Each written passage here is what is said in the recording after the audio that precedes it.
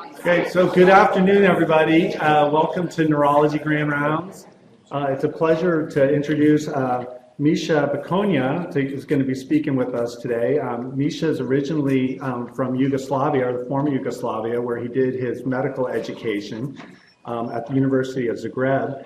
He's been in the United States since '83 as an intern and then a resident at the University of Wisconsin-Madison. And he's been part of the neurology department at the University of Wisconsin for most of his career until recently, when he moved to Seattle to work for CRO, which is a clinical research institute that directs clinical trials, pilot and phase 1 studies to treat neuropathic pain. Dr. Backonja's research and career has been characterized by a deep interest in treating neuropathic pain. He's been involved in numerous industry and academic funded studies to evaluate and treat neuropathic pain. And he's affiliated with our department now, really as a volunteer working in the pain clinic here. So we're really happy to have you in our department and to hear your talk today. Thank you. Thank you. I really appreciate it. I really want to extend my sincere thanks to giving me a home now in Seattle. If I have a little accent, just let you know that I had it all in my life. But I was actually in my own high school. My colleagues would say, "Where are you from?" And I said, "Well, down the street." And they said, "Oh, you have an accent." So when I was born in Banja Luka, but then I lived in Zagreb, which is now a different country. I came from originally Yugoslavia, but now it's 7 countries. And so kind of in the background of where I'm from, because that's frequently what people ask me when they hear my accent. So it's always like a double or triple question, because I was in Wisconsin for more than 2 decades as a resident and a fellow and then a faculty, where I did 5 years of basic research and then switched to clinical research and clinical trials. I was trained formally in pain management and multidisciplinary pain clinic at the University of Wisconsin.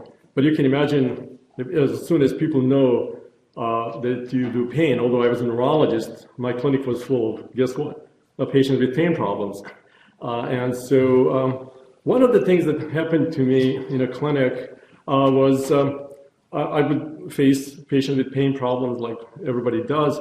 But then I go to a basic science meeting like neuroscience or International Association for Study of Pain, and you see all these wonderful mechanisms and you see new chemical entities, which is potentially drugs, and then you go to clinic and then all you prescribe is morphine, aspirin, amitriptyline. I mean, things that have been around for 200 years, like there's a problem there. So 5, 6, 7 years ago, I started looking around to where do I go to really make things. I mean, this is really not sustainable. And so I went to NIH and I told them about my frustrations. I really want to help move things from the lab to clinic. And they said, well, if you want that, you go to FDA. So I did go to FDA, and they said, well, this is exactly what we need, is a person who has a clinical experience in pain and who is interested in this.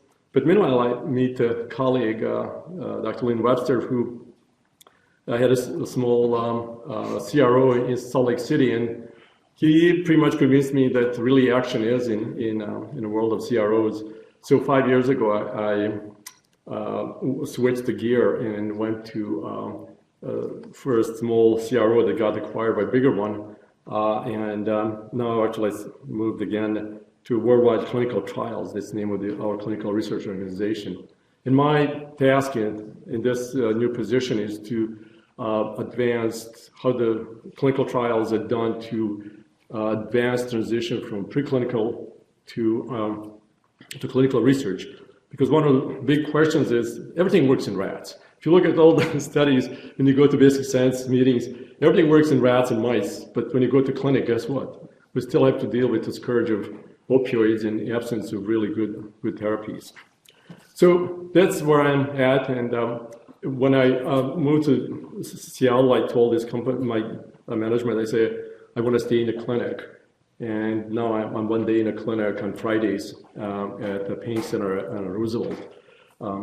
And just kind of as a matter of introduction, area of my interest is certainly neuropathic pain as a neurologist.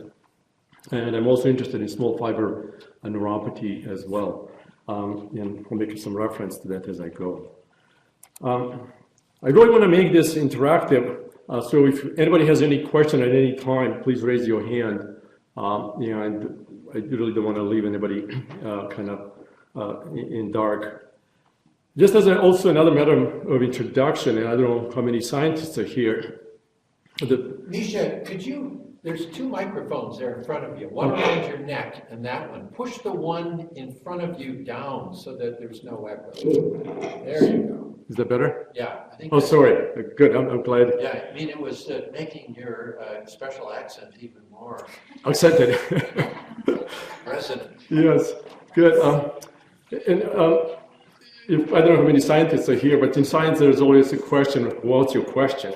My question when I started my career in neurology and when I was in the lab and later switched to clinical human research was how can our tools perform that we use in pain management perform to advance the research and practice. And unfortunately, I have to say, after 2 decades, those tools don't perform well. And I'm referring to tools that we can use in clinical medicine, in neurology, and that is, how do we assess symptoms and signs and make that be an important part of research.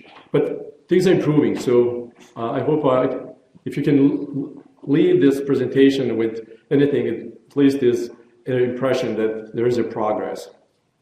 2 people who influenced what I have done in my career are these 2 people. First one is Jose Ochoa, who is the first who published normative data for sural nerve biopsy. Actually, in Holy, we had a discussion, what's the role of sural nerve biopsy in diagnosis of neuropathies, and in the developments of new tools for assessment of small fiber neuropathy in particular, with skin biopsy, there's a less need for sural nerve biopsy. He's the one from whom I learned how to conduct quantitative sensory testing. He's really a master of that and has published a lot of stuff and really established basic principles. The second person is Charlie Cleland, who is a psychologist and who has developed a brief pain inventory as a tool for assessment of pain and in its full complexity. And actually, he was inspiration for me to develop a neuropathic pain questionnaire tool that's used for assessment of neuropathic pain. And these are my publications that led in results of my work, and I'll make a reference to this as I go. Let's now to the topic of the objectives of my presentation is Dr. Ransom, when I talked to him half a year ago, introducing myself to him, his comment was, well, can you tell us a little bit about the mechanism? So we can have a whole day symposium on that topic, but I'll probably just give you a little bit of a taste. What is the range of pain mechanisms and the implication on neuropathic pain in particular? And then trying to follow the principles of your grand rounds is to have a clinical implication. What does it mean? How does it translate in clinical practice? I'll make a reference to that. And then I'll make a reference to some of the development in quantitative measurements. And ultimately, what I would like to leave you with is to impress on you that really the progress in pain management will take place only when neurology gets more involved. And I'd like to have discussion about it. Everybody's familiar with the scourge of opioids and opioid overdose deaths. You had probably Dr. Taubin talk to you, and Dr. Brett Stacy was here only a couple of months ago and talked about the grim statistics of overuse and abuse of opioids. And now everybody is pulling away from prescribing opioids. But this is just what I got in an email this morning, is this recent survey of patients identifying that the increasing number of Americans with chronic pain experience barriers to access to pain medications, and nearly half of them are contemplating suicide. So we are going from one crisis to another crisis.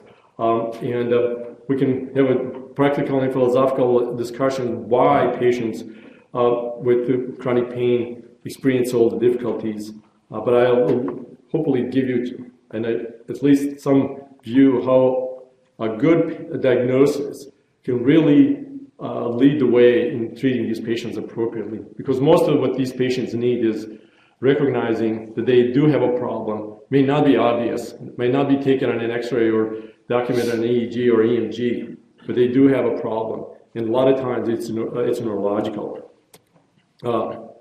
Just as a matter of kind of brief overview, again, everybody has an idea and experience of pain. And everybody has, and again, probably all of you have had some neuroanatomy about the pain pathways.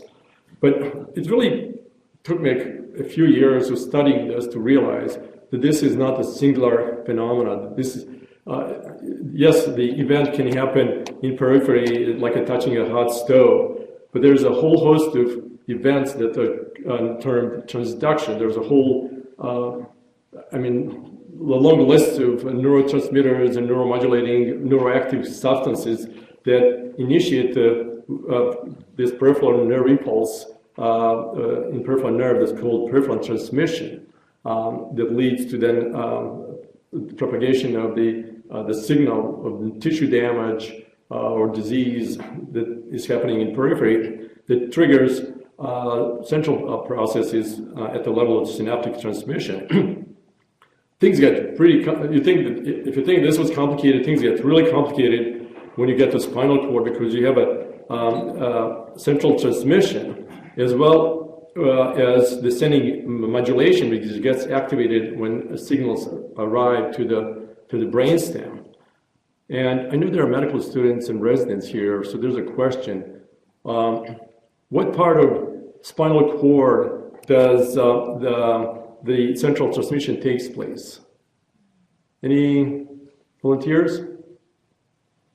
I'll give you a hint. It's a spinal thalamic tract. Where is it located? Which part of spinal cord, if you look at through the section? There are 4 quadrants. It's anterolateral quadrant because the signals all right, good answer. So when signal comes to the dorsal horn, it transverse the spinal cord and go through anterolateral. This might be a question on board, so for the residents might be a little bit of a review. But things get really quickly complex when it gets to the brainstem and then especially in the thalamus and cortex when there's a number of events that take place. This is just a simple signal transmission, but things get very complex when there's a tissue injury, especially when there's injury to the nervous system. And in more general terms, the phenomena that happen in periphery are called peripheral sensitization. And what things that happen in central nervous system is called central sensitization, like duh. But yeah, but I'll make a reference to that because some of the developments are referring to the fact that we can start to assess these events, whether they happen peripherally or centrally. Just give you a little taste of what the nerve terminals look in the periphery. Every type of nerve fiber, so large myelinated versus A delta, which are lightly myelinated as opposed to C fibers, have a whole host of receptors that are highly specialized, like TRPV1 is highly specialized and predominantly located on C fibers, transmitting the signals of acid environment, heat, and particularly responsive to capsaicin, and also responsive to tissue injury. So you can see that if you look at from the perspective of how do you develop therapeutics, the list gets pretty quickly very large. And unfortunate part is that we really do not have a clue from the basic science yet which of these compounds really is most relevant in development of chronic pain. In particular, there is some indication that nerve growth factor might have a negative effect in development of chronic pain. And actually, a large clinical trial conducted 20 years ago, they clearly demonstrated when a nerve growth factor was given to a patient with diabetic neuropathy to develop, to actually help repair the nerve damage from diabetes, actually those trials have to be stopped because patients develop severe neuropathic pain. Now there's actually therapy that are being developed using anti-NGF, antibody, to block these receptors. If you look at the primary efferents, we think usually in terms of single fire of wires in the wall, like our telephone wires.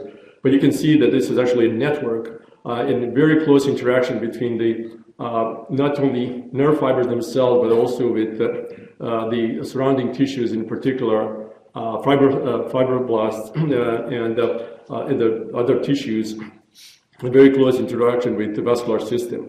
There are very specific properties of the neurons in their response to injury, in particular spontaneous activity and then overexpression of sodium channels. When we get to spinal cord, the things get fairly complex, and we start to meet usual suspects such as glutamine and GABA as the primary amino transmitters.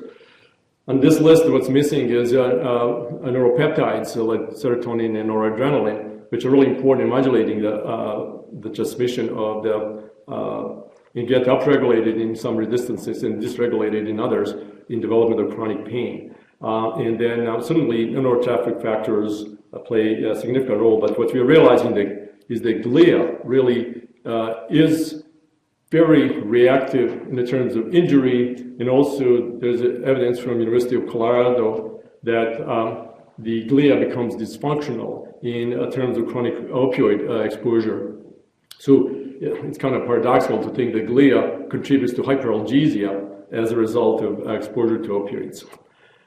And again, like everything else in science we try to delve to this deeper, to this ultimate molecule that would cause the pain. In this case, we're looking for the pain gene. Turn out that there is over 400 genes that participate in phenomena of nociception, meaning the pain transmission, to analgesia and everything in between. So as you can see that the picture is fairly complex. There are certain genes and their biochemistry and downstream effects that are well understood in some cases and then others. The best example is what we have learned about sodium channel SCN9A, and this has been highly publicized. This is the work of Stephen Waxman and many others, demonstrating that in cases of erythromelalgia, there is a gain of function, that there's overexpression of sodium channels in patients with this condition, which is a form of small fiber neuropathy in its idiopathic form, although there are secondary forms of erythromelalgia. On one hand, there's a gain of function in erythromelalgia, and actually it's kind of interesting. A couple of weeks ago, I saw my first Washington patient with this condition, well, I was trying to figure out how to help him. And on the other hand of the spectrum is congenital sensitivity to pain, or CPA, whereas there's actually a loss of function. Has anybody here in neuromuscular clinic seen either spectrum? What did you see? Gain of function or loss of function? I saw both. I've seen both. Oh, okay. The loss of function was really interesting. He wasn't diagnosed until he was a teenager. And there were getting all kinds of CPS reports on the mom because he kept coming into the emergency department with unexplained injuries, terrible burns on his hands, dislocations, septic joints. And I finally sent him out for gene testing for that, and sure enough, that's what he has. Oh, okay.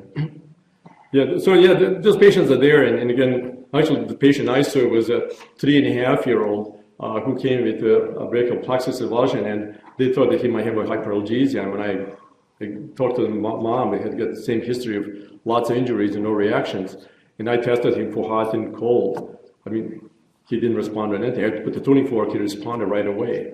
And then I was like, well, it's not that he has hyperalgesia. He has no sensitivity to pain and temperature. And he was tested and had the same finding. So what do you think, what helps these patients with erythromelalgia? Lidocaine. Actually, there's a large report from Mayo Clinic where these patients respond very well to lidocaine patches. And actually, the patient I've seen here, we're setting him up for intravenous lidocaine infusion. And imagine you heard about it, lidocaine infusions from Dr. Brett Stacy, like helping him to set it up. Does Mexilotine work on those patients? I had only a series of two, so have not used Mexilotine. Mexilotine is another sodium channel blocker. There's a long history of Brett Gaylor, who was here and did some work on using lidocaine infusion as a predictor to Mexilotine. But being in practice, I haven't found Mexilotine that useful. So most of my patients end up getting intermittent infusions of lidocaine and do much better.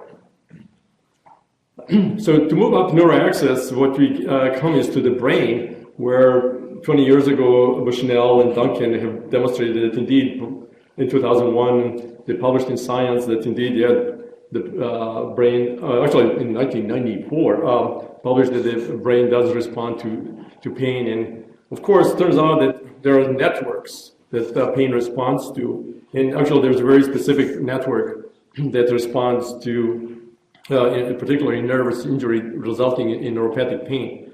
On the other hand, there is nothing specific for individual patients. So all of this is a good research tool in terms of looking at groups of patients.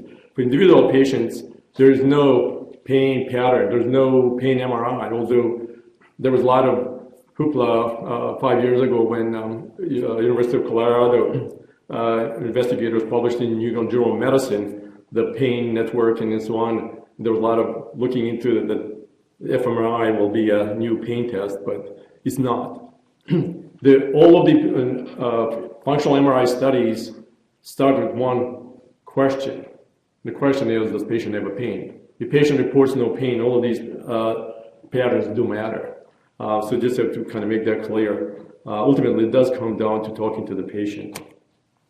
So why do we care to know, why do I care to know about all of these fine details of neuroaxis? Well, actually, knowing this actually helps me figure out how do I target, how do I prescribe specific treatments if I can identify at which point of neuroaxis the problem has patient has a problem, so I can apply different therapies. So you can see that indeed we have a few options, including from transduction application of high concentration capsaicin. Has anybody used those? This is for patients with post-operative neuralgia and small fiber neuropathy. So a couple of people here. Then we talked about peripheral transmission, where opioids work is primarily on synaptic transmission, although there's evidence they work peripherally as well as upstream in a neuroaxis. So certainly there is a rationale to develop the multimodal pain therapy and understanding what the mechanisms are. So let's switch the gear to neuropathic pain. This is when I started 20-some years ago. You opened the books and there was no neuropathic pain. There was just a list of disorders that had a nerve injury as a main characteristics for them being painful. And we have learned a lot, and especially with the basic science studies, we have determined that actually there are common underlying mechanisms that are shared by all of these diseases. Ultimately, the course of the disease is dependent on offending event, be it trauma, usually it's static. But diseases like diabetic neuropathy, well, that's under the mercy of what happens with diabetes. People who do not control diabetes, the neuropathy progresses, the pain changes, and things of this sort. So again, it's really important. And again, what's interesting, although we made so much progress in neuropathic pain, FDA and all the other institutions like the NIH do the funding only depending on these etiological diagnoses rather than the concept of neuropathic pain. So what is neuropathic pain? Well, International Association for Study of Pain defined it as a pain arising as a direct consequence of diseases affecting some of the sensory system. So fairly simple the statement. And although it was only there's a series of publications that came out of this body, the international body, but my first reaction was you should state, as they do now, that indeed the implication is that sensory evaluation in the clinical and research setting is the key. You have to demonstrate the presence or absence of sensory abnormalities. And so what it comes to? It comes down to what neurologists do, to a sensory exam. And then again, they proposed a grading system because this was a group of European neurologists who like to do gradings like they do in MS, tried to apply it to pain. It was pretty clumsy and not that successful. But they had this grading system of unlikely, possible, probable, and definite. And this is what the algorithm looks like. Basically, a person reports the pain. If it's in distribution of neuroanatomically plausible distribution, then it's possible. If it's not, then it's unlikely. And then if it's possible, then you will do confirmatory work, which is bedside sensory testing. If you have tools and means of quantitative sensory testing, then by all means. And then there are other diagnostic confirmations that then lead to definite neuropathic pain. As you can see, they really get fancy here in addition to neuroconduction studies, which is kind of not that relevant because it's a small nerve fiber system, A delta and C fibers that are affected in pain. A beta fibers don't contribute to pain that we can demonstrate clearly. So it's really skin biopsies, but actually CCM stands for confocal microscopy, a corneal confocal microscopy, which is again a fancy tool, as well as laser evoked potentials. It can get really fancy, but I would say we can do well with the bedside sensory testing, which kind of brings me to this audience. Again, I always like to learn about the audience I'm interacting with. So by raising a raise of hands, and I hope nobody takes offense to any of this, but let's start from the bottom. How many of you consider yourself an expert in sensory exam? Maybe we should take out faculties. You have to declare themselves, but okay, 2 people. They're experts. 3. How many have sufficient skills to use in diagnosing pain? 1, 2. Rudimentary skills in conducting sensory exam. Okay, 3. Had cursory training during neurology rotation. Okay. Well, actually, don't take any exception to this because I've been to different audiences, nationally, internationally. I was at the Neuropathic Pain interest group in Toronto 5 years ago. So these are the experts in neuropathic pain. And the session was on applying clinical assessments of neuropathic pain. And my question was, how many of you are confident in doing your sensory exam when making diagnosis of neuropathic pain? Only 30% raised their hands. So we have a long ways to go. But I think it's a lack of confidence in what we know and what we can do to really make a sensory exam a valid tool. So I hope you can join me in an effort to make a sensory exam be up to par or other neurological skills we can do. We can start with what neurologists do very well is recognizing patterns. So what does patient X has?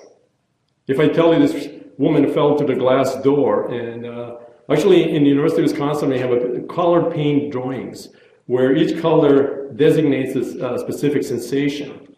So for example, she had a tingling in her 4th and 5th fingers, and then burning down to her forearm that's extended up, and then a stabbing pain in the forearm, and then aching in her upper arm. Would it be ulnar hyperalgesia? Yes, it is. So she had allodynia and hyperalgesia in this same area. By the way, does anybody know what allodynia is? So there's one yes. Okay, a couple of people. Does anybody know what hyperalgesia is? 1. Actually, allodynia is, and again, it's one of those things that the whole field is struggling with. Pain is interdisciplinary. We have people from anesthesia who started it, and rehabilitation medicine, psychiatry and psychology, and neurology as one of the smallest groups. But these are the terms that refer to abnormal sensory phenomena. Allodynia refers to pain from non-painful for innocuous stimulation. So like touching this woman in this area of ulnar nerve distribution will cause severe pain. She's not nuts. She has a very highly sensitized peripheral nerves as well as a lot of central sensitization. And hyperalgesia refers to increased pain perception from noxious stimuli. So if you do your pinprick, if you do pinprick on her chest or on the other arm, or median distribution of her hand, she would have a report of normal pain testing. Or if you put the hot tuning fork, she would have a normal perception. But if you would do it in ulnar nerve distribution, she would report very high ratings of pain. So that would be then hyperalgesia. If I tell you this person had a shingles, what is this? This is somebody with T4, T5 post-herpetic neuralgia, reporting pain, burning pain in those dermatomes. And then he had this extraterritorial paresthesia. Neurologists traditionally, when they see something that's outside the nerve distribution, what's our definition? What's our diagnosis? Person is making it up, right? Well, actually, now we can explain this by means of central sensitization, which takes place a few levels above or below the spinal cord segments. So he does have a primary deficit of burning pain in an area of damage from the shingles, but extraterritorially, he has a paresthesia, which is, again, another positive sensory phenomenon. One of the characteristics of neuropathic pain is that patients have a negative sensory phenomena due to nerve damage. But at the same time, because these nerves remaining nerves have a gain of function, the remaining nerves are overactive. So in the same area, patients will have a deficit to one modality, like most frequently to large fiber function, like vibration or touch. But then they would have a hyperalgesia to pin testing or hot or cold testing. This is a young man, 32-year-old, who presented with paresthesia from his waist down. And then you look at his also same type of paresthesia in his left forearm. So lesions spread in space. What's the diagnosis? Could it be MS? Yes, that's what he had. But his primarily presenting symptom was actually sensory. He did not have any motor deficits. He did have a little bit of a bladder problem. So, and again, it's one of those things, it's diagnosis is written right there if you know how to read it.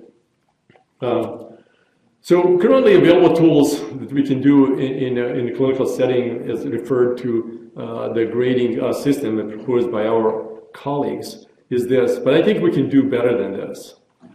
And we can start with the simplest thing, pain ratings. And you've probably seen, now it's a JCO standard that patients come with when the vital signs are taken that patients report pain. And they usually use one of these scales. Does anybody have any idea what is pain rating, let's say, of 8 would mean on somebody who comes to your clinic? What does it refer to? Does it refer to burning here or hyperalgesia there? How much it affects their life. It refers to how much it affects their life. Very close, indeed. Actually, there's a study done in 2001 in UK, and actually it turns out that the overall pain rating has more expression of what pain means to the patient and how it affects their life than any specific sensation. Excellent, thank you for helping with that.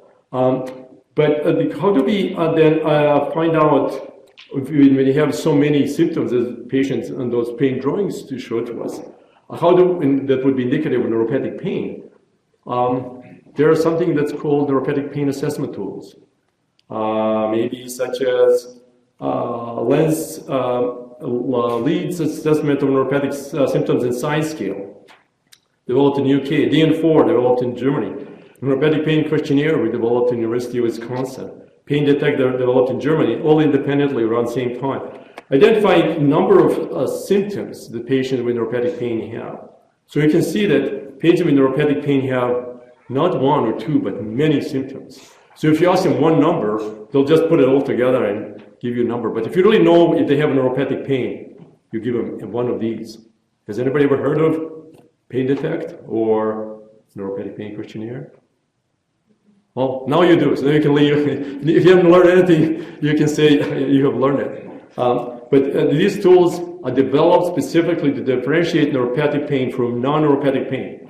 And guess, there's a little story that a little simple tool, ID Pain, that could.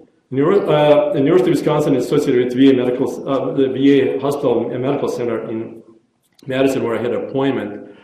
And I worked with primary care 10 years ago. And they, in primary care, dealt like everybody else, what do I do with pain? And what did they do? Have to prescribe to the patients ibuprofen or Vicodin. And we know what Vicodin has done. Then I told them, like, well, why don't you use a couple simple steps to identify patients who have neuropathic pain? Oh, that's interesting. And for example, you can use ID Pain. That's another tool that was developed in the US that I helped develop. It actually has only 6 questions, and it's all yes or no. So if a patient comes into clinic, MA or NA will ask, do you have a pain? What's your pain rating? If pain rating is more of 4, the 4 or higher, then they get ID Pain. If ID Pain score is 2 or higher, it's indicative that pain is likely to be neuropathic. Then actually I talked to the residents and staff. I taught them just simple sensory exam they can do in less than a minute. And what were the tools? Things that are over there in a clinic, such as tuning fork, such as cotton tip applicator. So you use the cotton tip applicator, the cotton part, you test light touch. You take the wooden part, you can test punctate, which is kind of similar to pinprick testing, stimulating delta fibers. So you're already starting to do very sophisticated neuro exam with very simple tools. And then use the tuning fork to test the cold and vibration. So you test a pretty sophisticated sensory exam in less than a minute, if you know what you're doing, of course. And I told them, be ready to get negative, less sensation for one modality and more for another modality. And guess what? That's really what you're looking for, because that's the definition of neuropathic pain. You have lost it to one modality and gain in another. And so the question was like, well, what's the point of making diagnosis of neuropathic pain? Well, there are 2 implications. One is diagnostic, that gives the primary care doctors an indication like, whoa, why would they have neuropathic pain? Maybe they have diabetes, they maybe have B12, thyroid dysfunction. So they give them, it empowers them to be investigative. And on the other hand, therapeutically, they can start to talk about patients about role of nortriptyline and gabapentin rather than whipping out and writing Vicodin prescription. And so they've been still doing it, although I left 5 years ago. Yes, sir. So do you think it's worth putting much stock in how the patient describes their pain? You know, they talk about neuropathic pain as burning versus an ache. Do you put much stock in that? Always, always. I mean, it's in my experience, just in short, is patients. Patients do not have to convince me they have pain. Actually, I totally turn the table. I really have to convince them they have a pain. And a lot of them, they have a hard time describing their pain because nobody asks them. So they frequently don't have words to describe it. For me, if somebody tells me they have a lot of burning and searing pain, see, fibers are going haywire. So I'm thinking already in those terms. If somebody is having paresthesias, I'm thinking about A delta as a beta fiber dysfunction. I'm thinking about localizing where a neuroaxis the problem is. I use the pain diagrams as well as my sensory exam to lead me to pinpoint where's the problem. And absolutely, it does take a time, does take a little practice. You have to get used to listening to patients and overcome the fact that many of those patients are distressed. I mean, going back to the pain rating, a lot of times the patient will give you pain rating with 20. What do you do with that? Most people just run out. Well, I always tell patients, time out. I know you've seen 20 doctors.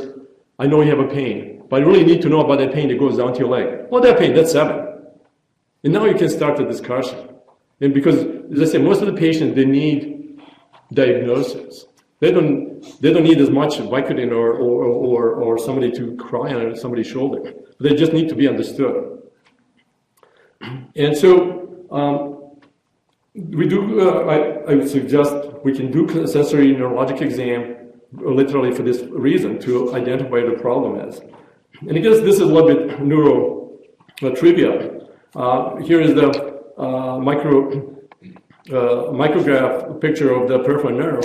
And this is the histogram of the account of nerve fibers. And those who do neurophysiology, when you do your nerve conduction study, you're pretty much picking up this, correct? You don't see this. This is invisible to nerve conduction study. But if you look at, this presents only 20% of nerve fibers. These little guys, C fibers and A deltas, they constitute 80% of peripheral nerve fibers. And they're more than likely statistically to be damaged, diseased, and injured.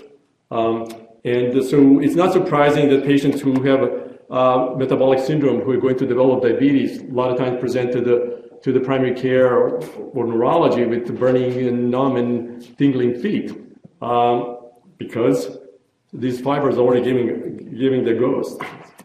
So how do we test that? Well, to do this, you can really get it sophisticated by doing the quantitative sensory testing. Most of the time, people think about machines that can deliver a specific temperature and certain ramp and so on. There's a whole science of physics, biophysics of receptors.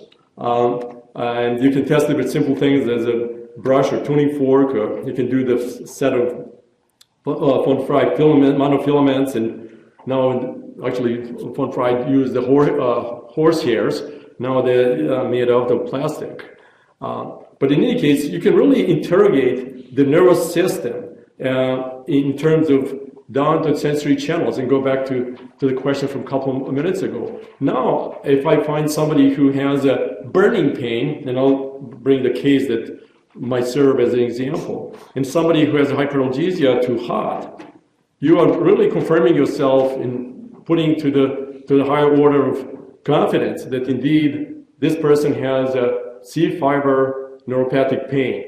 And then we can take in terms of investigating what's the etiology. Could be idiopathic, could be deficiency of something or exposure to the other. We talked about quinolones exposure causing paresthesia, painful paresthesia, and so on. And this is the result of the study where we actually at the University of Wisconsin developed a normative data set for threshold detection as one of the methods when we investigate, when we apply quantum sensory testing. One of the things that it's important to do is also to get the pain rating at the thresholds with the idea to really interpret the results of quantum sensory testing. A lot of the tests, like nerve conduction studies, you can do the test and it pretty much your technician can get you a wave. But how do you interpret it? It really requires somebody who knows anatomy and physiology. A German network for neuropathic pain has developed a protocol, and they have done now thousands of patients through this standardized quantum sensory testing, and they now have developed phenotypic profiles that could be enrolled in studies or analyzed in different ways. And you can see in these two profiles, subgroup 1, where actually patients will have a gain of function in one modality and loss of function in another, although they have two different diagnoses. And the same diagnosis have different pattern. And so really it comes down to the diagnosis itself might be initiating factor, but what the patient profile is really would lead to our qualification in phenotyping patient with neuropathic pain. Will be symptoms based. And again, this is nothing unusual and different than what you would see in a phenotyping patient with epilepsy. You can have one clinical manifestation. On the other hand, you have another EEG pattern, and the third thing is what you find in other investigations.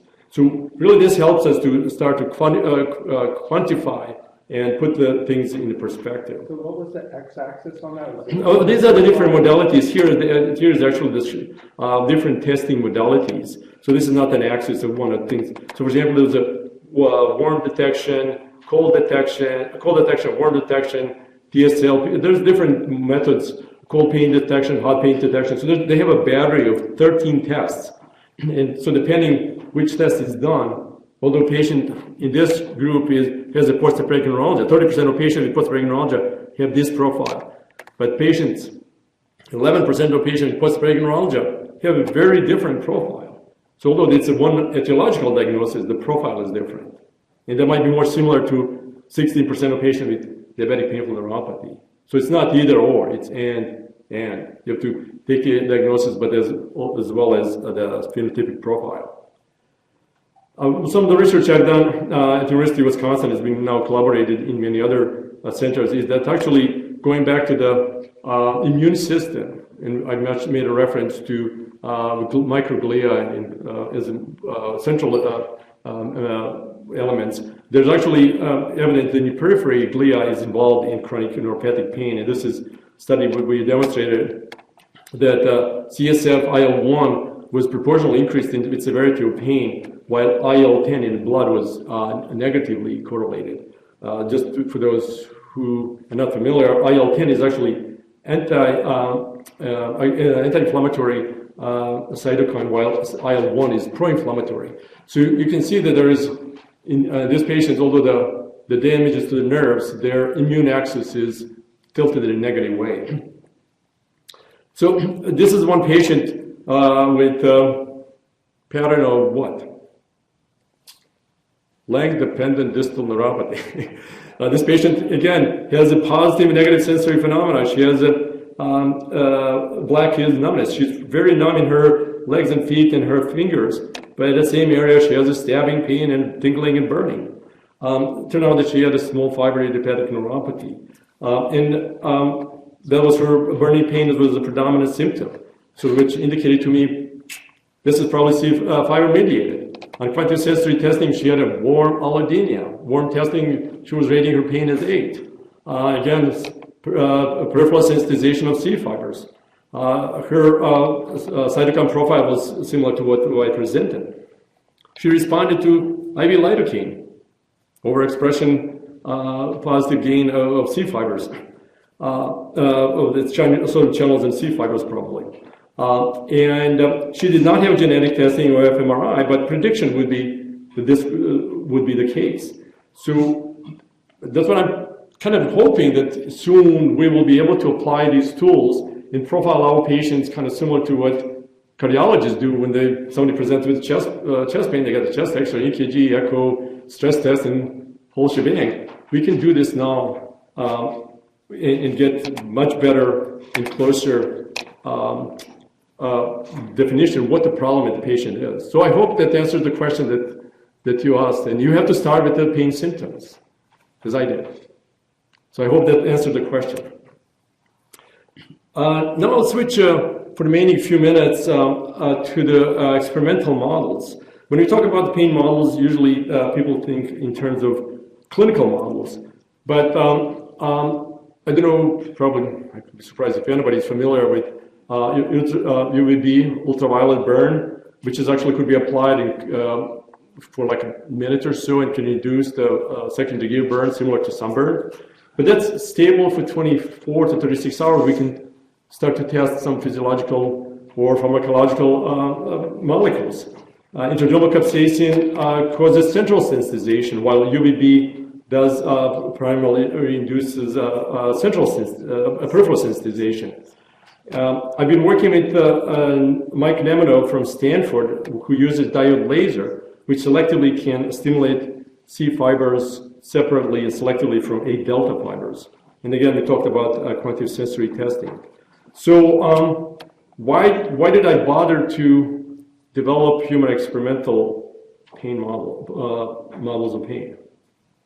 Well, I was telling you at the beginning of my introduction, one of the frustrations is in the lab you have all these molecules that work in rats, but they don't work in people.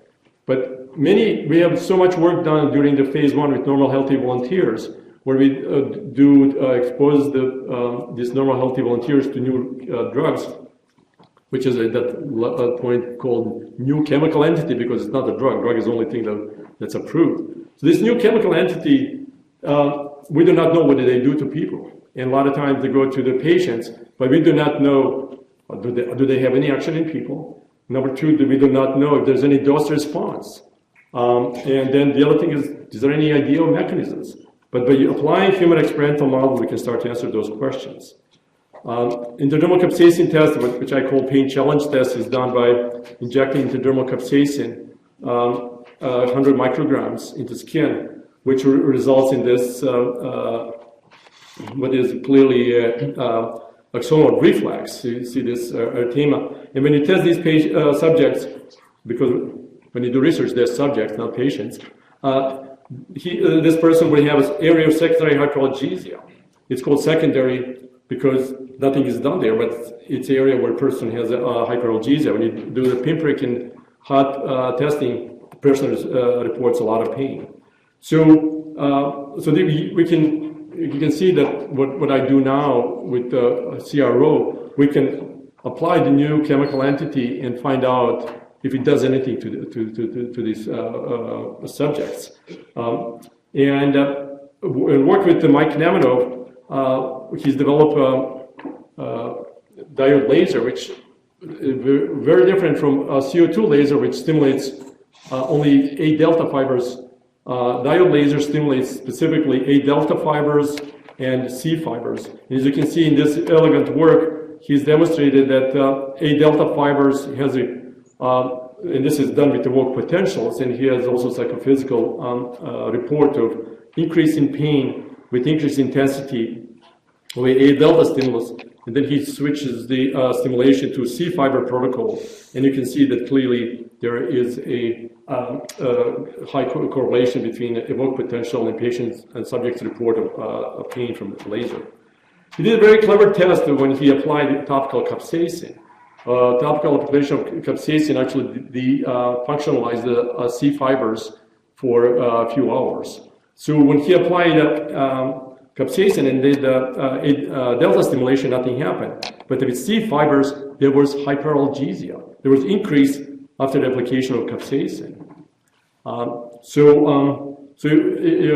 This is again confirmatory that indeed this method tests very specific fiber set, in this case, C fibers.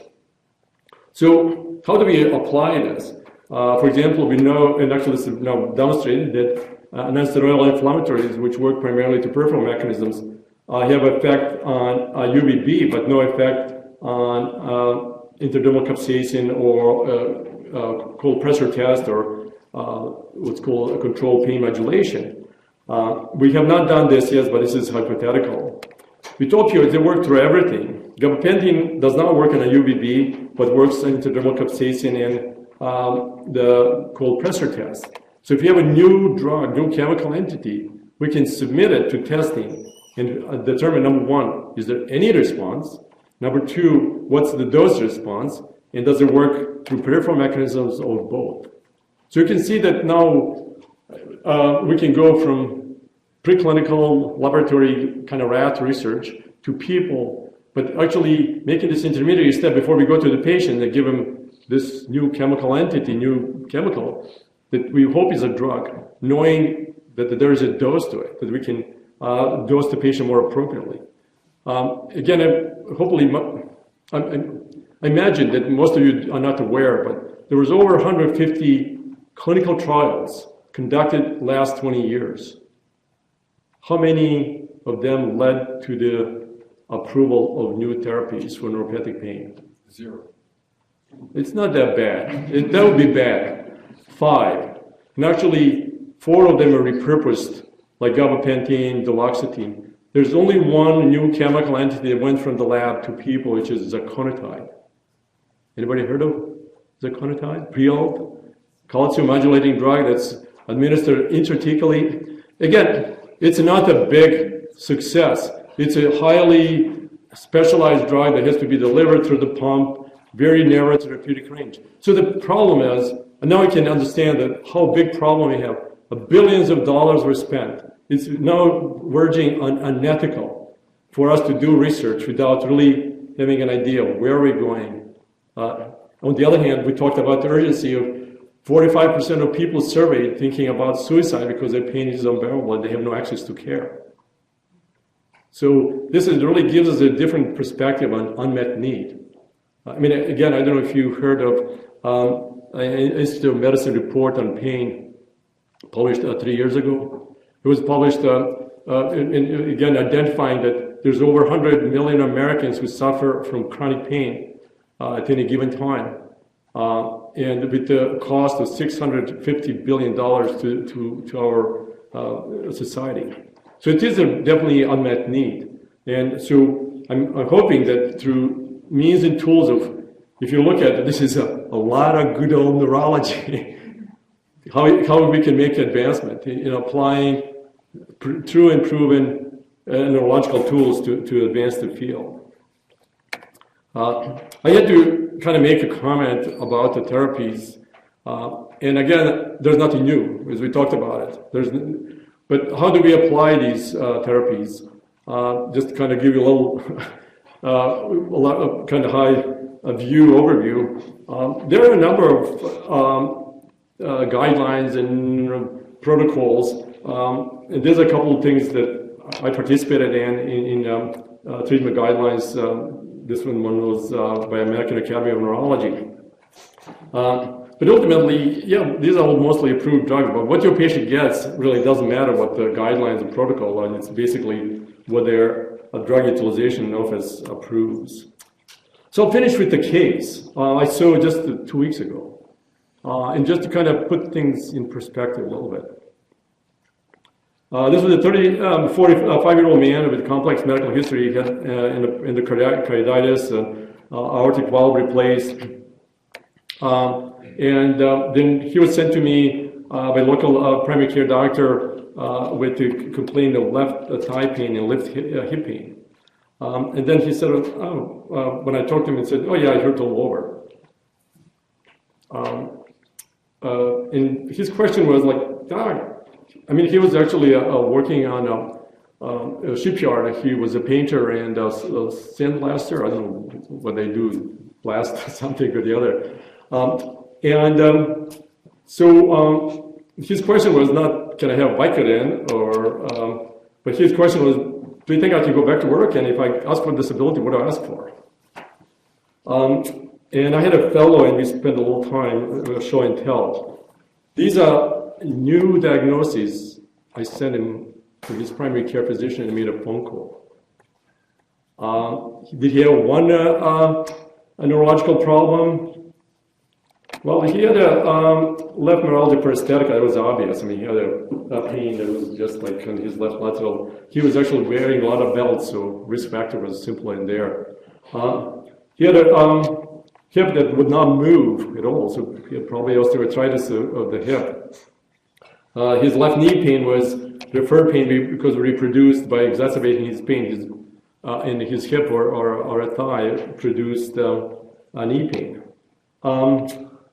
He had a mood disorder that he didn't tell anybody, but probably had a bipolar versus anxiety. He was starting to see psychologists. I asked him, did you talk to them about your mood swings? No, but I think you should. Turns out that his wife said, like, by the way, like, usually every other day he can't talk. He just kind of phases out, like, oh, by the way, when he had his endocarditis and a heart valve replaced, somebody told him he might have had a stroke. Whoops. Well, he has intermittent fluctuating encephalopathy. And we know, I mean, he's at risk that he could have had a stroke, probably had a stroke, because he was apparently for a few days awake on the left side and didn't talk well. So he needed neurological evaluation, if nothing else for that. He had a widespread pain when we examined him. He was literally hurting all over. What's the diagnosis for pain all over and tenderness all over? Fibromyalgia. Actually, 10 years ago, making the diagnosis was like, I don't want to deal with it. Well, nowadays, it's really an elegant way to practice medicine because we have not one, but 3 medications specifically approved for fibromyalgia. Most of these patients are really interested to do for themselves. And I don't know if you're going to be surprised if I tell you the most common thing I prescribe in my practice is Tai Chi. What most patients really need is to activate, to get engaged. So this is a very simple way, and patients with widespread pain do well with that. So just to kind of give you an impression that this patient couldn't make anybody just run out of the room. But on the other hand, at the end he cried and said, well, can I apply this to the disability? Which diagnosis? And well, any of them will do. Would be disqualifying from being able to engage in the workforce. So I would, again, just wrap up with the comment that yes, indeed, neuropathic pain is a complex challenge, but we have tools to start to tackle it. And as I made the earlier comment, the world will see a better day and make a progress only when neurology gets involved. And thank you for your attention.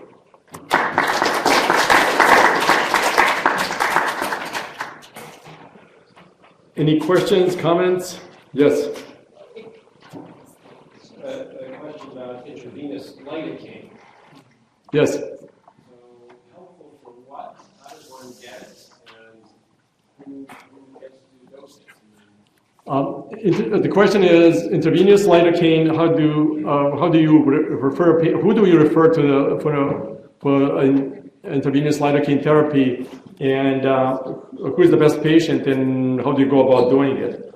I have 20 years experience in administering intravenous lidocaine. So does Brett Stacy, who is medical director here. I was here 2 months ago. My recommendation is patients with neuropathic pain, period. So if somebody responds to gabapentin, that's easy. But patients who have, and actually in my practice in Wisconsin, lidocaine was second after gabapentin that I would prescribe. If they do not respond to gabapentin or duloxetine, they get lidocaine. Keep in mind that, again, as most of the research has demonstrated, that any therapy, not everybody responds. That's not unusual for anything in neurology, so why would pain be different? But the way we do it, we do a trial run. Patient gets administered 5 milligram per kilogram over 30 minutes. And we stop either if pain stops, or if person has any side effects, or if they finish at 30 minutes. Those that get what the patient considers substantial pain relief, then schedule for intermittent infusions. And we will do that at a pain center. It lasts for how long? It lasts anywhere from 45 minutes to what I had a patient of 6 months. She had a thalamic pain syndrome from skiing incidents, embolus from carotid dissection. I had a pure thalamic sensory syndrome. And she received the treatment once. She moved to Arizona, and she would come every 6 months from Arizona, get her infusion, and go home. How could that work? I have done some work on that. Actually, well, there could be a whole grand rounds in its own right. But there is, I've done a very small study demonstrating clearly that the pharmacological effect outlasts, pharmacodynamic effect outlasts the pharmacokinetic effect. The drug is very predictable. It distributes quickly and metabolizes quickly. But the pain relief in every patient is prolonged. And definitely and actually there's a work done at UC San Diego by Tony Yach and what's his name, Strikarts in Harvard, demonstrating that there is a significant, not only peripheral effect, but significant central spinal cord effect. And there's probably effect to its metabolite, MEGX, not lidocaine itself alone. So there's a lot we have learned, but there's still a lot for us to learn. But again, take it as you may. Follow-up question. What about intravenous ketamine? What about intravenous ketamine? Yes, I have a paper published on that topic too. Yes, it does work. But intravenous ketamine is a little more tricky. Just for those who do not know pharmacology that intimately, ketamine is primarily NMDA receptor blocker. As I made a reference, glutamate is an important part of sensitization process and long-term potentiation that happens in the spinal cord and centrally that leads to maintenance of chronic pain. So that's the basis of applying something that would be an NMDA blocker receptor. That's probably the best NMDA receptor blocker. Ketamine is used primarily in induction of anesthesia. There is at least now a decade of literature where people have used for chronic, and actually a lot of times in the battlefield or in cancer therapies, ketamine infusions are given as either sole or an adjuvant to therapies. So that's another thing that we might be setting up at a pain center, but that might take a little more time because it's more tricky.